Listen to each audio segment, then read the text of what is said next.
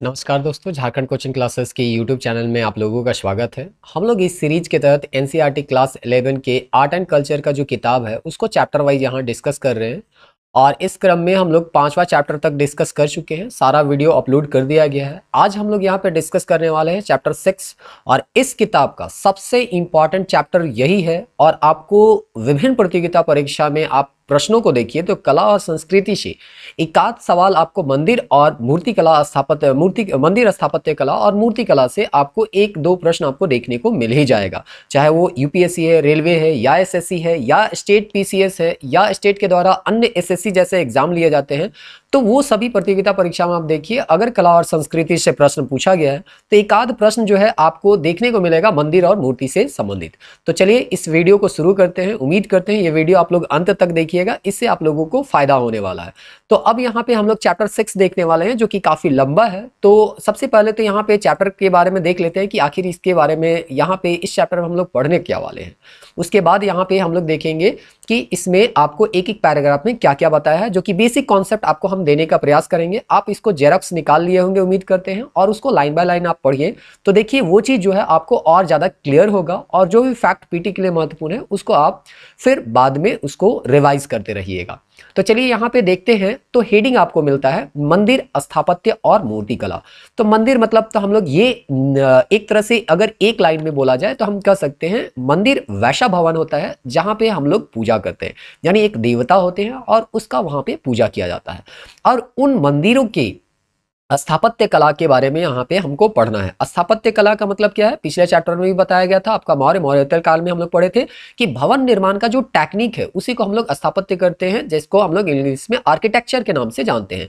तो उसी तरह से आपको यहाँ पे बताया जाएगा कि मंदिर निर्माण का जो स्थापत्य कला था या शैली था, मंदिर निर्माण की जो शैली थी वो कौन कौन सी, जो कि थोड़ा बहुत अगर आपको आइडिया होगा तो आप पढ़े भी होंगे।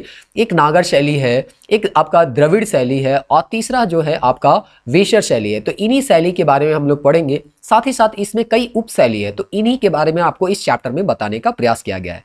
उसके बाद यहाँ पे हम लोग देखेंगे मूर्ति कला की, जो मूर्ति का निर्माण होता था उसका आधार क्या होता था। जैसे कि हम लोग देखे थे बुद्ध के समय में प्रारंभिक जो भी यहाँ पे उनका मूर्ति बनता है वो प्रतीक चिन्ह पे बनता है, लेकिन बाद में मथुरा कला आते आते आप देखिए बुद्ध का विशाल मूर्ति देखने को मिलता है, जो कि महायान संप्रदाय का एक तरह से द्योतक था।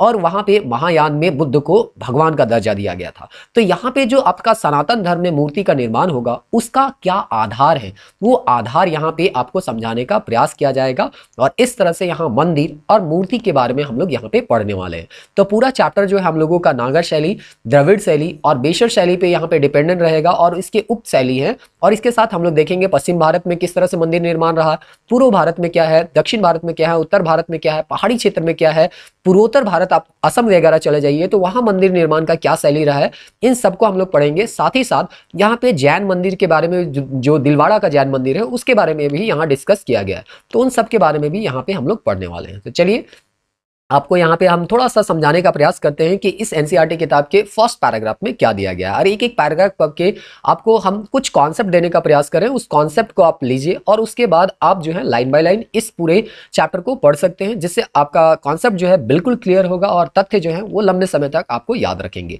तो पहला पैराग्राफ जो है वो पीटी के पॉइंट ऑफ व्यू से बहुत ज्यादा इंपॉर्टेंट नहीं है। बस आपको इतना बताया गया है कि जो मंदिर प्रक्रिया है इसका निर्माण कब शुरू हुआ, ये हम लोगों को कुछ ज्ञात नहीं है। स्पष्ट रूप से हम कोई बता नहीं सकते हैं कि यहाँ फलाना एक डेट है, ये सबसे पहला मंदिर है और इस समय से मंदिर निर्माण प्रक्रिया प्रारंभ हुआ। मोटा मोटी हम मानिए चलते हैं कि गुप्त काल से यहाँ पे मंदिर निर्माण प्रक्रिया प्रारंभ हुआ, लेकिन कोई एक एग्जैक्ट डेट हम नहीं बता सकते हैं कि हाँ इसी समय से यहाँ पे मंदिर निर्माण। तो एक चीज आपका कॉन्सेप्ट दिया है कि मंदिर जो है वो आपका कब निर्माण प्रक्रिया शुरू हुआ ये पता नहीं है। दूसरा चीज आपको यहाँ बताने चाह रहा है इस पैराग्राफ में कि क्या मंदिर का काम केवल पूजा के लिए किया जाता था या कोई और भी इसका भूमिका था। तो कहा जाता है कि इसका भूमिका जो है समाज में काफी ज्यादा था, चाहे वो धार्मिक हो चाहे वो सामाजिक संस्था के तौर पे है।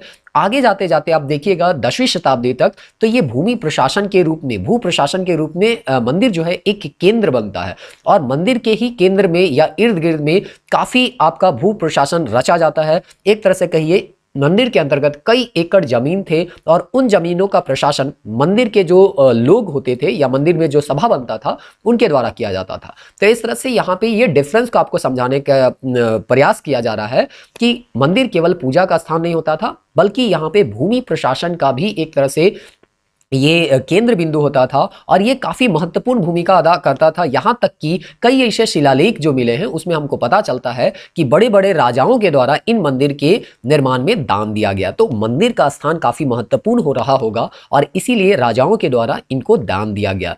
आगे यहाँ पे इसी पैराग्राफ में आपको बताया गया है कि प्रारंभ में अगर मंदिर देखिएगा तो बहुत सा सिंपल आपको मिलेगा, लेकिन धीरे धीरे यहाँ पे मंडप, अर्धमंडप, महामंडप, नाट्य और रंग मंडप आदि जोड़ने को जो जुड़ता हुआ आपको समय के साथ दिखेगा। तो इस पैराग्राफ में मेंस के लिए आप समझ सकते हैं या बेसिक कॉन्सेप्ट आप समझ सकते हैं कि प्रारंभ जो है मंदिर निर्माण का हमको कोई बहुत ज्यादा स्पष्ट जानकारी नहीं है, शुरुआत में बताया गया। फिर दूसरा आपको बताया गया कि इसका प्रयोग केवल पूजा के लिए नहीं किया जाता है, भूमि प्रशासन के संदर्भ में भी इसका प्रयोग होता था।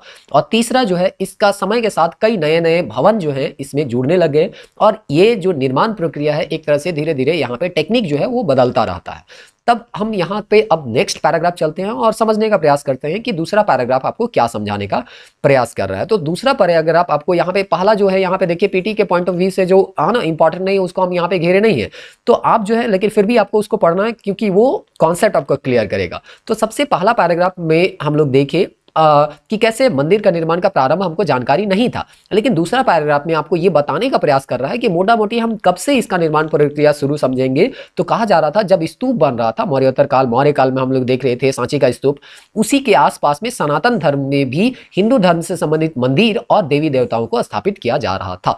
तो हम मान के चल सकते हैं कि जैसे स्तूप का निर्माण प्रक्रिया प्रारंभ हुआ था उसके बाद या उसी दौरान आपको देवी देवताओं का मूर्ति देखने को मिलता है और हिंदू देवी देवताओं से संबंधित आपका मंदिर भी देखने को मिलता है। तो कहने का मतलब है कि जैसे स्तूप प्राचीन है उसी तरह से आपके मंदिर भी प्राचीन काल से बनते आ रहे हैं। जैसे कि बौद्ध धर्म में आपका स्तूप बन रहा था उसी तरह से सनातन धर्म के अंतर्गत मंदिर का निर्माण चल रहा था। अब यहाँ पे बात आता है कि यहाँ पे जो देवी देवता होते थे वो किस तरह से होते थे या उनका जो स्वरूप होता था वो कैसे, जैसे कि आपको बताया गया कि प्रारंभ में जो बुद्ध का होता था आपका मूर्ति वो उसका प्रतीक चिन्ह से यहाँ पे होता था, बाद में उसका जो है मूर्ति बनाया जाने लगा। तो आपको जो हिंदू देवी देवता मिलेंगे वो कैसे मिलेंगे, तो आप लोगों को पता होगा कि हम लोगों के मतलब हिंदू धर्म में 18 पुराण है और इन पुराणों में धार्मिक आख्यान या कहानी कथा आपको दिया गया है। विष्णु पुराण, वायु पुराण, शिव पुराण, तो इस तरह से कई पुराण है और उन पुराणों में देवी देवताओं की गाथा दिया गया है,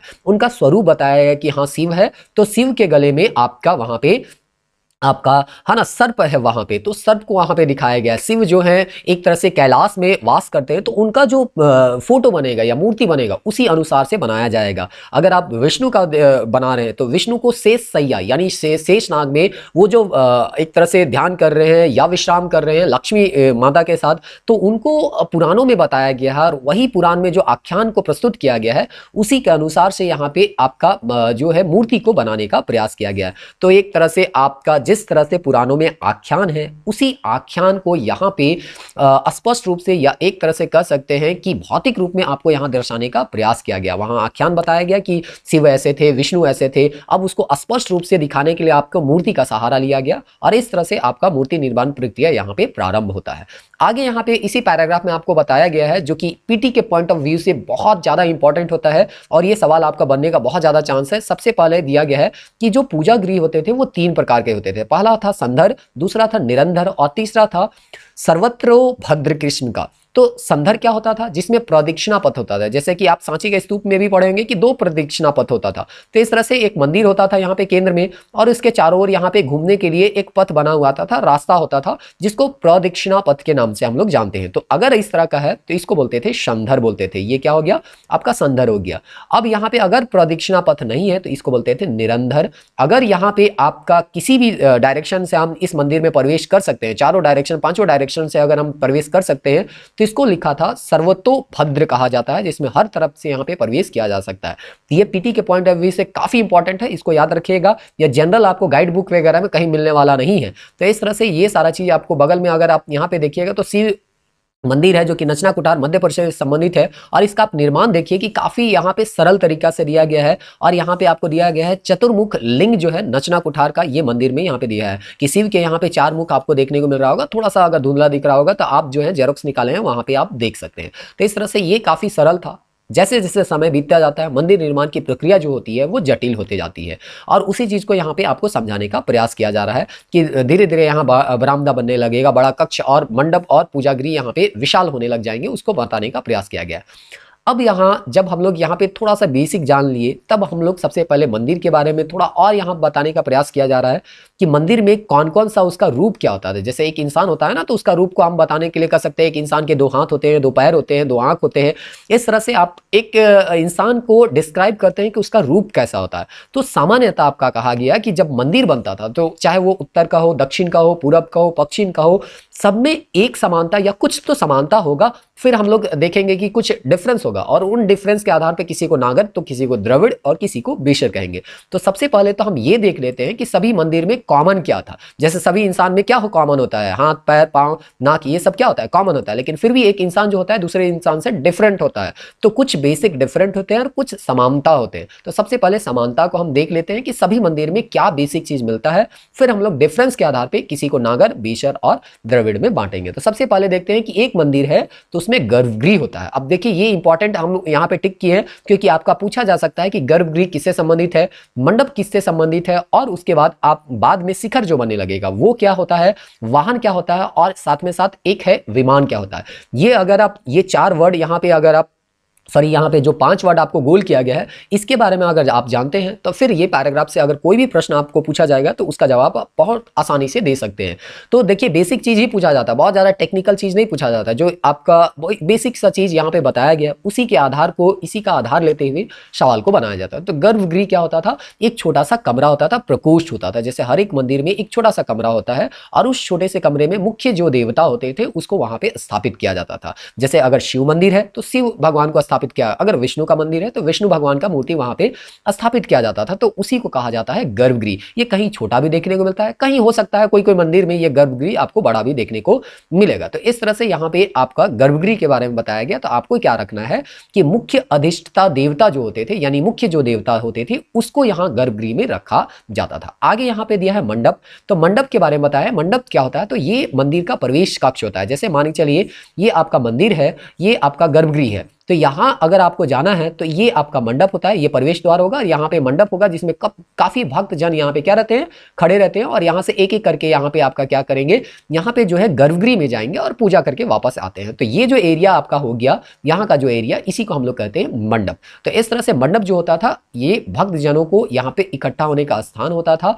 और ये सामान्यतः ये खंभों पे टिके होते हैं। जैसे घर होता है ना कि अभी कैसे बिल्डिंग यहाँ पे बना दिए, यहाँ पे छत बना दिए और इस तरह से यहाँ पे हम प्रवेश करें, तो ये छत होता है। बाद में इसी में क्या बनने लग गया, शिखर बनने लग गया। तो देखिए समय जब बीतते जाता है तो आपका जो मंडप है, या एक तरह से कहिए आपका धीरे धीरे यहाँ पे गर्भगृह होता था, वहां पे भी आपका शिखर बनने लग गया। आपको यहाँ पे थोड़ा सा यहाँ पे देखने को मिल रहा होगा, अगर यहाँ पे हम आपको दिखाए तो देखिए ये जो हिस्सा है आपका शिखर का हिस्सा है। तो इस तरह से ये जो शिखर का हिस्सा है वो काफी विशाल होता था, धीरे धीरे आपका विशाल होते गया। और जो आपका देखिएगा ये जो गर्भगृह वाला शिखर होता था काफी ऊंचा होता था, क्योंकि यहाँ पे मुख्य देवता होते थे, इसीलिए इस समय यहाँ पे जो शिखर बनता था काफी ऊंचा बनता था। इसी को दक्षिण भारत में आप जाइएगा तो इसको कहा जाता था विमान। तो उत्तर भारत में यही चीज को शिखर के नाम से जानते हैं, दक्षिण भारत में आप जाइएगा तो इसी को कहा जाता है विमान, जो कि आपको यहीं पे ही आगे लाइन में आपको देखने को मिलेगा। तो इस तरह से आपको ये अंतर होना चाहिए कि देखिए यहाँ पे लिखा है शिखर को दक्षिण भारत में विमान कहा जाता है। तो आपको याद होना चाहिए या समझ में आना चाहिए कि शिखर किसको कहते हैं, विमान किसको कहते हैं, गर्भगृह किसको कहते हैं, मंडप किसको कहा जाता है। और इस तरह से आपका बेसिक डिफरेंस अगर पता रहेगा तो इससे जो सवाल बनेंगे उसका आप जवाब बड़ी आसानी से दे सकते हैं। तो इस तरह से यहाँ पे ये सारा चीज दिया गया है। एक चीज और दिया गया है कि यहाँ वाहन भी यहाँ पे होता था, जो कि अधिष्ठता देवता की सवारी होती है। तो हर एक देवता का अपना एक सवारी होता था। जैसे कि हम लोग देखते हैं ना कि पहले अगर आप सीरियल देखे होंगे भगवान से संबंधित जो है रामायण महाभारत भारत यहाँ पे देखे होंगे, तो वहां पे आपका रथ होता था और रथ में ध्वज होता था और इस तरह से वो एक तरह से उनका वाहन होते थे और इस तरह से इन वाहनों को भी इस मंदिर में स्थान दिया गया है। तो ये मंदिर का मुख्य भाग होता था जो कि द्रविड़ शैली में भी देखने को मिलेगा, वेसर शैली में भी देखने को मिलेगा और नागर शैली में भी देखने को मिलेगा। तो अब हम देखते हैं कि इसमें कुछ डिफरेंस आपको मिलेगा और उन डिफरेंस के आधार पे फिर हम किसी को एक को नागर शैली कहेंगे, दूसरा को द्रविड़ शैली कहेंगे और इन दोनों का जो मिला जुला रूप होगा उसको हम लोग कहेंगे वेसर शैली। तो आपको पूछा जाएगा कि भारत के जो मंदिर निर्माण का जो टेक्निक है, जो शैली है, अगर उसको मुख्य रूप में बांटा जाए तो कितने रूपों में बांटा जा सकता है?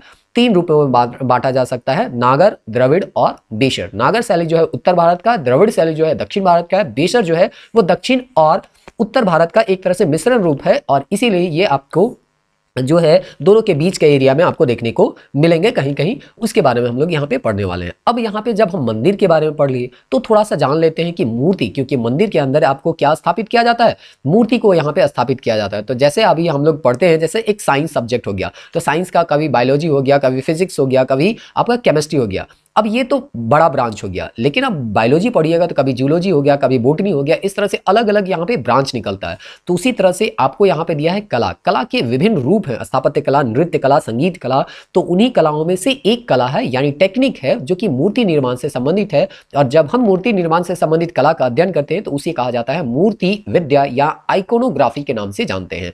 तो मूर्ति विद्या में हम ये चीज जानने का प्रयास करते हैं कि आखिर ये जो मूर्तियों का निर्माण हुआ है वो किस आधार पर है। तो जैसे कि पहला पैराग्राफ में भी आपको बताने का प्रयास किया गया है, सॉरी सेकंड पैराग्राफ में, कि इन मूर्तियों को जो बनाया गया है वो पूरा पौराणिक जो कथा है यानी कि 18 पुराण है, उन कथाओं में जो भगवानों के बारे में कहा गया है कि हाँ यहाँ पे शिव भगवान है, कैलाश में रहते हैं, उनके गला में एक सर्प है, तो इस आधार पे हम उनको मूर्ति का रूप देने का प्रयास किए हैं और इस तरह से यहाँ पे आपका ये बताने का प्रयास किया है मूर्ति जो है वो उसका पहचान हम लोग पुराण के आधार पे या पुरानी कथाओं के आधार पे ही हम लोग कहते हैं कि ये शिव होंगे, ये विष्णु होंगे, ये आपका राम होंगे, ये हनुमान होंगे। तो जो कथा होगा उसी के अनुसार से हम लोग जानते हैं। साथ ही साथ ये भी बताने का प्रयास किया गया है कि ये जो है जगह जगह पे ये बदलते रहता है, चाहे वो राजनीतिक स्थिति हो, चाहे भौगोलिक स्थिति हो, कुछ यहाँ पे बदलाव आपको देखने को मिलता है। यानी कि आप अगर देखिएगा पूजा पाठ करने का तरीका आपका या मूर्ति निर्माण देखिएगा, उत्तर भारत में कुछ अलग आपको मूर्ति देखने को मिलेगा, लेकिन वही मूर्ति या वही भगवान का मूर्ति आप दक्षिण भारत में जाके देखिए तो उस मूर्ति में आपका बनावट जो है डिफरेंट हो जाता है। तो यहाँ पे वही बताने का प्रयास किया जा रहा है। वो तो हर चीज में आप देखिए कि एक जगह से दूसरे जगह जाते हैं तो कुछ ना कुछ तो बदलाव आपको देखने को मिलता है। बेस या आधार सबका सेम है लेकिन थोड़ा सा परिवर्तन देखने को मिलता है। जैसे आप रीति रिवाज ही या खान पान ही या पहनावा भी अगर आप देखिएगा तो हर एक स्टेट का या स्थानीय रूप में आपका थोड़ा थोड़ा डिफरेंट देखने को मिलता है। तो ये तो मूर्ति निर्माण है, पूरे भारत के संदर्भ में हम पढ़ रहे हैं। तो ये राजनीतिक और भौगोलिक कहने का मतलब कैसा है कि अगर आप उत्तर भारत में आप जाइएगा तो आपको इस तरह से ढलवा यहाँ पे छत मिलेगा, क्योंकि यहाँ की बर्फबारी होता है तो यहाँ पे बर्फ जो है नीचे गिर सकते हैं, तो इस तरह से यहाँ ढलवा मिलेगा। तो ये भौगोलिक संदर्भ है। तो भौगोलिक आधार पे भी यहाँ पे मूर्ति का मंदिर है या मूर्ति है, ये सब आपका क्या होता है, थोड़ा सा टेक्निक बदल जाता है। तो ये जो है ये पीटी के पॉइंट ऑफ व्यू से आपको नहीं पूछा जाएगा। जो पीटी के पॉइंट ऑफ व्यू से है तो फैक्ट हम लोग यहाँ पे जानने का प्रयास करेंगे कि देखिए जो मूर्ति था उसको हम लोग कैसे पहचानते हैं कि ये विष्णु ही है, ये शिव है, ये है पौराणिक कथा। तो इस तरह से ये चीज आपको देखना है। दूसरा चीज है कि अगर हम मूर्ति यहाँ पे बना दिए तो क्या मूर्ति को एक मंदिर में एट रैंडम कहीं पे भी हम रख दें? तो ऐसा नहीं होता था। एक टेक्निक होता था, एक योजना होता था और उसी योजना के अंतर्गत एक मूर्ति को यहाँ पे स्थापित किया जाता था। जैसे अगर ये मान के चलिए ये मुख्य देवता है, यहाँ पे गर्भगृह में मुख्य देवता के यहाँ पे क्या किया गया है, रखा गया है। तो यहाँ पे गंगा और यमुना को उत्तर भारत या नागर शैली में आप देखिएगा इस गर्भगृह के द्वार के सामने रखा जाता है। पवित्र माना जाता है गंगा यमुना का जल। तो माना जाता है जब भी आप गर्भगृह में प्रवेश कर रहे हैं तो इनके जल को आप ग्रहण कर रहे हैं और इनके जल से आप जो है पवित्र हो रहे हैं, तब जाके गर्भगृह में यानी देवता के मुख्य देवता के पास आप यहाँ पे पहुंच रहे हैं। तो ये शैली आपको कहां देखने को मिलेगा? उत्तर भारत में यानी नागर शैली में। तो देखिए ये सब आपका सवाल बन सकता है कि नागर शैली में गर्भगृह के बाहर किसकी मूर्ति सामान्यता देखने को मिलता है? तो गंगा और यमुना की मूर्ति यहाँ पे देखने को मिलता है। लेकिन यही चीज अगर आप दक्षिण भारत में चल जाइएगा तो वहां पे बोला जाता है कि द्रविड़ मंदिर में द्वारपालों को आमतौर पर मुख्य द्वार में रखा जाता था, ना कि यहाँ पे गर्भगृह के पास रखा जाता था। जैसे जैसे यहाँ दिया गया एग्जाम्पल नवग्रह हो गया या यक्ष हो गया। यक्ष यक्षिनी के बारे में हम लोग मौर्य काल में पढ़े थे। वो स्वतंत्र अवस्था में विशाल मूर्ति होते थे जो कि बाहर रहते थे, लेकिन अब इनका आकार थोड़ा छोटा होने लग गया और इसको देखिए कि जो द्वारपाल है उनके स्थान पे इसको रखा जाने लगा और इस तरह से प्रवेश द्वार जो होता था वो उसमें आपको नवग्रह या नौ मांगलिक ग्रह या यक्ष जो है उनका रूप यहाँ पे देखने को मिलता है। और गर्भगृह में तो आपको पता है कि यहाँ पे जो मुख्य देवता होते थे उन्हीं को वहां पे रखा जाता था। साथ ही साथ यहाँ पे एक चीज और बताने का प्रयास किया गया है कि जो गर्भगृह होता था उसमें देवता के अनेक रूप होते थे या उसके परिवार के अनेक सदस्य होते थे, उनको भी वहां पे दिखाने का प्रयास किया गया है। जैसे यहाँ पे दिखाया गया है कि या लिखा गया है कि 8 दिशाओं के स्वामी यानी अष्ट दिग्पालों को गर्भगृह के बाहरी दीवारों और मंदिर की बाहरी दीवारों को अपनी अपनी दिशा की ओर अभिमुख दिखाया है कि 8 दिशाओं के लिए अलग अलग देवता हैं, तो 8 दिशाओं की ओर अभिमुख किया हुआ यानी मुंह किया हुआ वो देवताओं को वहां पे स्थापित किया गया है। तो यहाँ पे वही बताया जा रहा है कि मुख्य देवालय जो होते थे उसके चारों दिशाओं में छोटे छोटे देवालय होते थे। जैसे यहाँ पे आपका यह देवालय मतलब क्या हो गया, जैसे विद्यालय होता है तो विद्या का आलय यानी कि जहाँ विद्या प्राप्त होता है, तो देवालय मतलब होता है जहाँ देवता वास करते हैं। तो इस तरह से ये मुख्य देवता का यहाँ पे गर्भगृह हो गया। अब इसके जो सहायक देवता होंगे या उनके परिवार से संबंधित होंगे या हो सकता है उसका अलग अलग रूप होगा, जैसे विष्णु का 10 अवतार है तो उसको यहाँ पे इनके चारों ओर यहाँ पे दर्शाने का प्रयास किया गया है। मतलब यहाँ पे विष्णु है तो विष्णु से संबंधित हो सकता है लक्ष्मी के यहाँ पे मूर्ति रखा जाए या उनके परिवार से संबंधित और भी जो सदस्य होंगे उसको यहाँ पे रखा जा सकता है या उनके 10 अवतारों में से बहुत सारे अवतारों को यहाँ पे रखा जा सकता है। तो ये मूर्ति को रखने का एक टेक्निक था जो कि यहाँ पे आपको बताने का प्रयास किया गया। आगे और भी बहुत सारा चीज यहाँ आपको बताने का प्रयास किया गया है। उम्मीद करते हैं इसको आप लाइन बाय लाइन पढ़िएगा और समझने का प्रयास करिएगा। जो हम पीटी के पॉइंट ऑफ व्यू से इंपॉर्टेंट है वही बताने का प्रयास करें, लेकिन थोड़ा बहुत कॉन्सेप्ट भी दे रहे हैं ताकि आप जब पढ़ें तो इन चीजों को ज्यादा से ज्यादा रिटेन कर पाए और जो है केवल लाइन से ना गुजरे उसको समझने का भी आप प्रयास करें।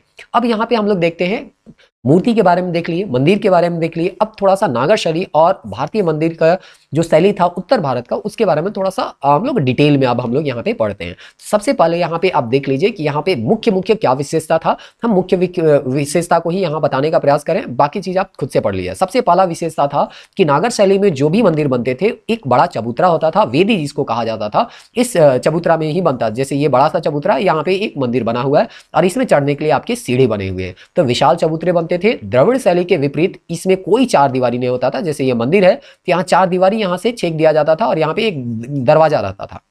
ऐसा उत्तर भारत में आपको देखने को नहीं मिलेगा। तो आपको डिफरेंस को जानना है कि दक्षिण भारत या द्रविड़ शैली में क्या था और नागर शैली में क्या था। ये सब डिफरेंस का आपको समझना है, क्योंकि ये डिफरेंस को अगर आप नहीं समझ पाइएगा तो ये सवाल जो पूछा जाएगा हो सकता है उसमें आपको कंफ्यूजन हो कि जब अंतर करके पूछा जाएगा कि द्रविड़ शैली का ये विशेषता था और दक्षिण भारत का ये उत्तर भारत का ये विशेषता था। अगर दोनों को मतलब एक्सचेंज कर दिया जाए तो आपका स्टेटमेंट जो गलत रहेगा उसको आप सही मान के चल सकते हैं, जो कि करना नहीं है। तो द्रविड़ के विपरीत यहाँ 4 दीवारी नहीं दिया जाता था। यहाँ पे मंदिर में घुमावदार गुंबद होता था जिसे यहाँ पे शिखर कहते थे। जैसे कि आपको यहाँ पे देखने को मिल रहा है, ये जो है आपका यहाँ पे शिखर है, यहाँ पे ये चौकोर यहाँ पे दिया गया है जो कि आगे जाके एक बिंदु में यहाँ पे मिल गया है। तो इस तरह से ये शिखर आपको देखने को मिलेगा जो कि आपका उत्तर भारत या नागर शैली का जो मंदिर निर्माण है उसमें काफी एक महत्वपूर्ण हिस्सा होता था शिखर। तो गर्भगृह का जो शिखर होता था हमेशा सबसे ऊंचा होता था। अब जब यहाँ पे और मंदिर के बारे में हम लोग यहाँ पे पढ़ेंगे तो खजुराहो में काफी मंदिर यहाँ आपको देखने को मिलेगा और खजुराहो में केवल एक शिखर नहीं बल्कि कई शिखर वाले मंदिर आपको यहाँ पे देखने को मिलेंगे। कंदरिया महादेव का मंदिर अगर आप सुने होंगे और नहीं तो अभी तुरंत अभी हम लोग देखने वाले हैं, वहां पे अगर आप देखिएगा तो इस तरह के कई शिखर होते थे। लेकिन चाहे जितना भी शिखर हो, सबसे ऊंचा शिखर जो होना चाहिए वो किसका होना चाहिए? गर्भगृह का। क्यों होना चाहिए? क्योंकि वहां पे मुख्य देवता होते थे। तो इस तरह से वहां पे गर्भगृह जो शिखर होता था काफी ऊंचा होता था। तो ये चीज आपको ध्यान में रखना है कि नागर शैली का सबसे महत्वपूर्ण विशेषता जो है यहाँ की शिखर है और ये जो है अधिकांश नागर शैली के मंदिरों में आपको देखने को मिल ही जाता है। अभी वर्तमान समय में आप देखिए उत्तर भारत का अगर मंदिर देखिएगा तो इस तरह का शिखर आपको आराम से देखने को कहीं पे भी मिल जाएगा। आगे बताने का प्रयास किया गया है कि नागर शैली में कई उप श्रेणी भी यहाँ पे मिलता है या इनके कई उप श्रेणी भी आपको देखने को मिलेंगे, जिसमें जो इंपॉर्टेंट है वहां पे आपको थोड़ा बहुत एक तरह से बताने का प्रयास किया गया है और उसमें थोड़ा थोड़ा डिफरेंस होगा। वो क्या डिफरेंस होगा उसको यहाँ पे आपको बताने का प्रयास किया है कि नागर शैली में अभी तो हम शिखर पढ़े, शिखर में क्या होता है इस तरह से यहाँ पे एक बिंदु पे यहाँ पे मिल जाते हैं, लेकिन ये शिखर से अलग थोड़ा सा यहाँ पे भवन जो बनता था फमशाना किस्म का बनता था और ये इंपॉर्टेंट है। देखिए आपका यहाँ पे ये जो अभी बना ये जो शिखर उसको बोला जाता था रेखा प्रसाद। तो याद रखना है। देखिए दो टेक्निक है और ये इंपॉर्टेंट है सबसे, इस चैप्टर का अभी जो मंदिर नागर शैली का है सबसे इंपॉर्टेंट है रेखा प्रसाद और फमसाना किस्म, क्योंकि ये पूछा जा सकता है। और ये जनरल किताब जो है आप गाइड बुक वगैरह पढ़िएगा तो वो सब इसको क्लियर करके नहीं दिया हुआ रहता है, और वो चीज एनसीईआरटी में दिया रहता है और क्वेश्चन यहीं से पूछा जाता है। तो इस तरह से यहाँ पे अगर देखिएगा रेखा प्रसाद, तो रेखा प्रसाद किसको कहा गया, तो रेखा प्रसाद कहा गया जो इस तरह का आपका यहाँ पे चौकोर हिस्सा है, यहाँ पे इस तरह से उठा और उसके बाद जाके किसी एक बिंदु पे मिल गया, इसको बोला जाता था रेखा प्रसाद। लेकिन इसी से डिफरेंस थोड़ा सा अलग किस्म का अगर हम देखेंगे तो भवन में हमको मिलता है फमसाना किस्म। तो यहाँ पे इससे अंतर कैसा था रेखा प्रसाद से, तो रेखा प्रसाद के तुलना में ये थोड़े अधिक चौड़े होते थे और ऊंचाई में कुछ यहाँ पे छोटे होते थे। जैसे यहाँ साफ उफ करना होता था ना, चूंकि ये गर्भगृह होता था, गर्भगृह में मुख्य देवता होते थे, तो यहाँ पे अगर लंबा समय हो गया तो यहाँ ऊंचा चोटी तक या ऊंचे तक पहुंचना थोड़ा मुश्किल होता था। तो इसीलिए यहाँ पे फमसाना किस्म का जो यहाँ पे बनाया गया रेखा प्रसाद से, ये क्या होता था, थोड़ा सा छोटा होता था। मान के चलिए इस तरह से यहाँ पे छोटा होता था, तो यहाँ पे बहुत आसानी से नीचे से पहुंचा जा सकता था और इसको साफ किया जा सकता है। तो आकार में थोड़े छोटे होते थे और यहाँ पे चौड़ाई में थोड़ा से ये क्या होता था, ज्यादा चौड़े होते थे फमसाना किस्म। इतना अगर आपको याद हो गया तो आप दोनों में बेसिक डिफरेंस जो है निकाल पाइएगा, और जो भी ऑप्शन होगा उसको आप एलिमिनेट करके यहाँ पे अपने सही आंसर तक आप उसको पहुंच सकते थे। तो इस तरह से यहाँ पे वही सारा चीज को यहाँ पे डिस्क्राइब किया गया है, आप इसको खुद से यहाँ पे पढ़ सकते हैं। आगे यहाँ पे दिया गया है, अगर हम नागर शैली में ही एक उप शैली का यहाँ पे बात करें तो वल्लभी श्रेणी है, और वल्लभी श्रेणी के बारे में यहाँ पे बताया गया है कि इनका जो अभी चौकोर अभी बताया था ना शिखर में इस तरह से रहता है, लेकिन इनका किनारा जो होता था वो मेहराब कक्ष का गोल किनारा होता था, और इसको बोलते थे सक्टाकार, यानी बांस या लकड़ी के बने हुए छकड़े की तरह इनका आकार होता था। पुराने जमाने में बैलों से ये खींचा जाता था। ऐसे भवनों को आमतौर पर सक्टाकार भवन के नाम से जानते हैं। तो आपको खाली याद ये रखना है कि वल्लभी जो है वो नागर शैली का एक उप श्रेणी है, और इसमें जो भवन मिलते हैं वो कैसे मिलते हैं, सक्टाकार भवन मिलते हैं। बाकी यहाँ पे बहुत सारा और भी उदाहरण दिया गया है जो कि फिर से आपको बोला जा रहा है कि इसको आप खुद से यहाँ पे पढ़ सकते हैं, क्योंकि जब तक खुद से आप नहीं पढ़िएगा आपको नहीं पता चलेगा। देखिए यहाँ पे शेष शायी विष्णु का दशावतार देवगढ़ मंदिर, ये सवाल भी आपको पूछा गया है।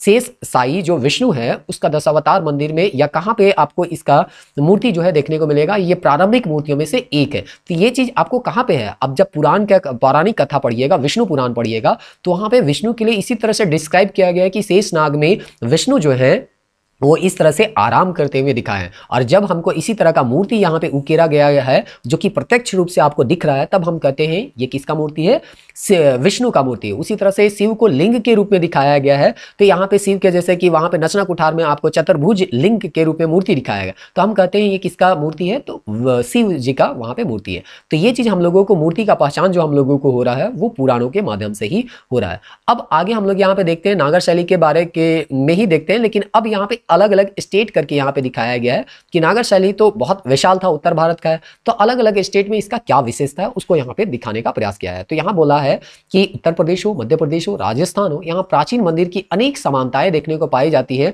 और जिसमें हमको क्या समानता देखने को मिलता है कि काफी जो मंदिर है वो बलुआ पत्थर से बना है। अभी आपको अगर क्वेश्चन बैंक आप सॉल्व किए होंगे तो वहां पे मुगल स्थापत्य कला से संबंधित आपको पूछा जा रहा है कि किस तरह से कौन से पत्थर या कौन से वस्तुओं का निर्माण किया जाता है, की सहायता से मंदिरों का निर्माण किया जाता था। तो इस तरह से याद रखना है कि जो प्रारंभिक मंदिर हमको मिले हैं, चाहे वो यूपी है, एमपी है, चाहे आपका राजस्थान है, इसमें जो भी मंदिर अधिकांश मिले वो बलुआ पत्थर के मिले, क्योंकि आपको देखिए बलुआ पत्थर इस आसपास में आपको आसानी से मिल जाता है, इसीलिए यहाँ पे इनका प्रयोग भी होता है। नहीं तो आपको यहाँ पे बलुआ पत्थर की जगह क्या लिख देगा, संगमरमर लिख देगा, और इस तरह से ये स्टेटमेंट गलत हो जाएगा। तो आपको ध्यान में रखना है कि इन सब मंदिर का निर्माण किससे हो रहा है। गुप्त काल में एक तरह से कहा जाता है सबसे संरचनात्मक, पुराने संरचनात्मक मंदिर जो आज भी मौजूद है उनमें से यहाँ पे आपको देखने को मिलता है या बताने का प्रयास किया है आडंबरहीन पूजा स्थल है।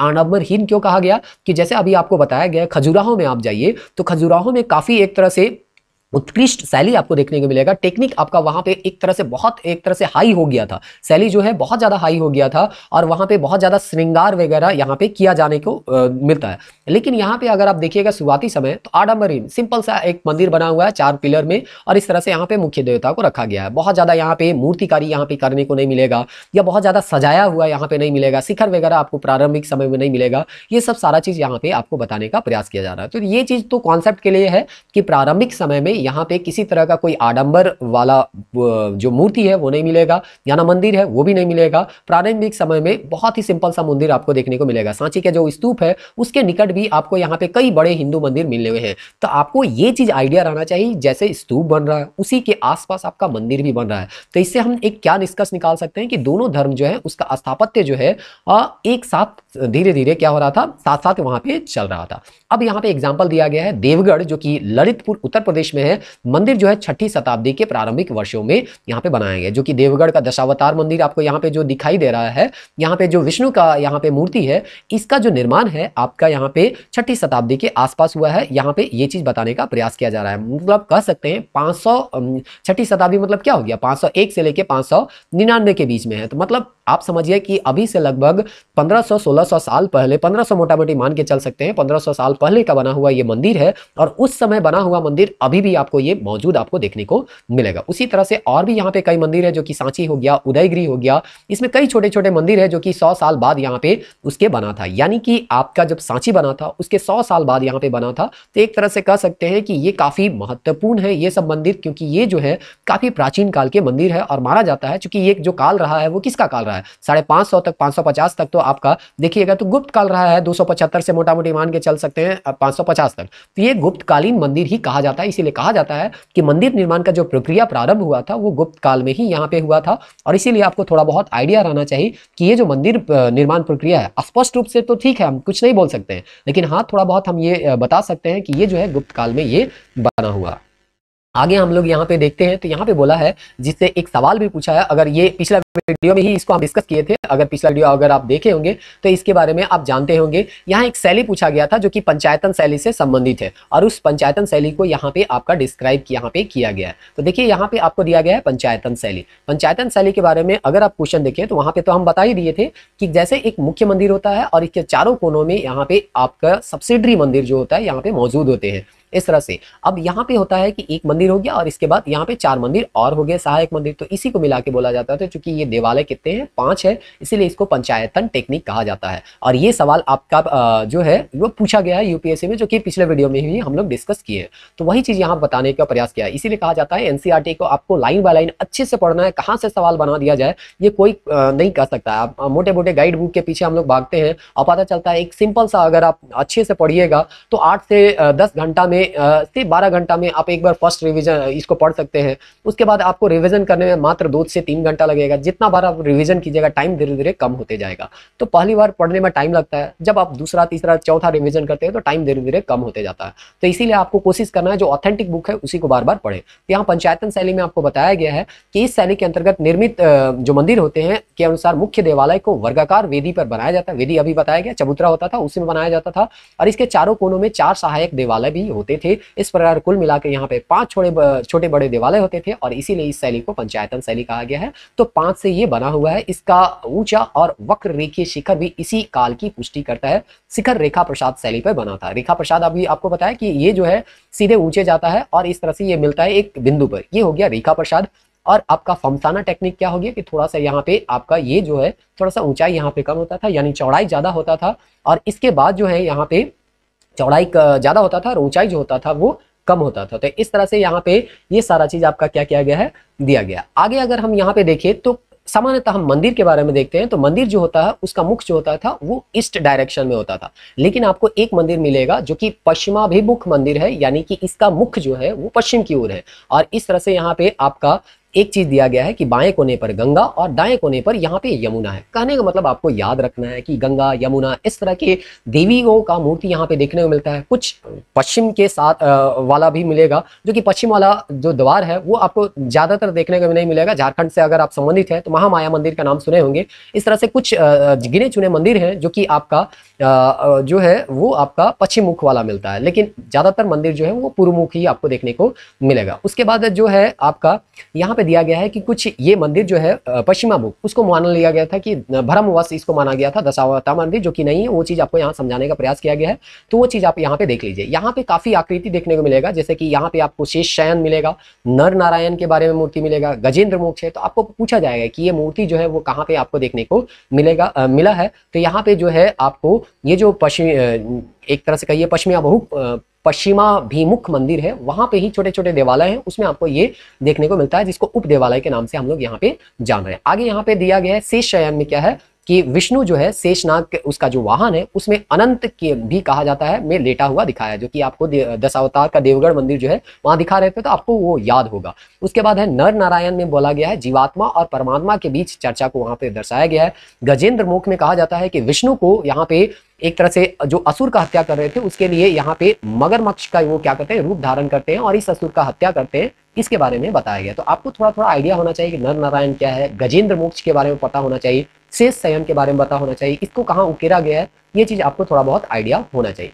आगे जब समय बीतता जाता है तो जैसा बताया गया शुरू में आडंबरहीन थे, लेकिन धीरे धीरे ये आडंबर होने लगे, यानी कि यहाँ बहुत ज्यादा एक तरह से मंदिर निर्माण प्रक्रिया जो है कलिष्ठ होता गया, काफी यहाँ पे एक तरह से मूर्तियां बनाने लगी, उकेरा जाने लगा। तो इस तरह से यहाँ पे अगर आप देखिएगा तो शुरुआत में यहाँ पे देखिएगा तो यहाँ पे जो प्रदक्षिणा पथ था वो क्लॉकवाइज होता था, पश्चिम की ओर भी जाती थी। आजकल यहाँ पे प्रदक्षिणा वो होता है वो क्लॉकवाइज होता है, मतलब ये घूमने वाला जो तरीका है वो है मंदिर के चारों ओर। तो इस तरह से यहाँ पे ये दिया गया है, जो कि आपको ज्यादातर ये तो नहीं पूछेगा, लेकिन आगे यहाँ पे जो है जो दिया गया है वो काफी इंपॉर्टेंट है, खजुराहो का मंदिर। और खजुराहो का जो मंदिर है वो चंदेल राजाओं द्वारा निर्मित किया गया है और 400 वर्ष बाद 10वीं शताब्दी में ये बनाए गए थे, लेकिन फिर भी अभी जो है वो काफी इंपॉर्टेंट है, काफी अभी तक ये आपको देखने को मिलेगा, जो कि काफी भव्य रूप में आपको ये मंदिर देखने को मिलेगा। जैसे यहाँ पे दिया गया है खजुराहो का जो लक्ष्मण मंदिर है वो आपका राजा धंग, जो कि चोल वंश, आपको आइडिया होना चाहिए कि खजुराहो का मंदिर कौन से राजवंश के द्वारा, कौन से राजा के द्वारा बनाया गया, क्योंकि ये सब पूछा जाता है किसको समर्पित है। तो लक्ष्मण मंदिर जो है वो नाम में है लक्ष्मण,